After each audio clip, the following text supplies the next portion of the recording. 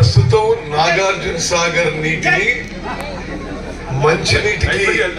మంచినీటి కోసం ఉపయోగించే ప్రణాళికతో ముందుకు పోతున్నాం. ఎందుకంటే సాగర్లో నీళ్లు బాగా తగ్గిపోయినాయి.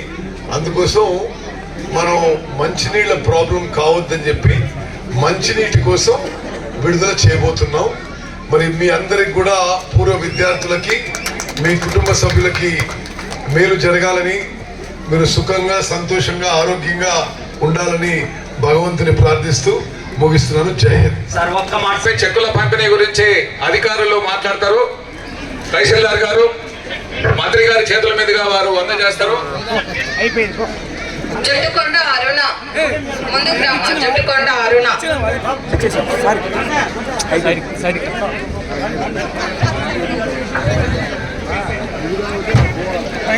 ముత్తినేని సర సుందరి సునంద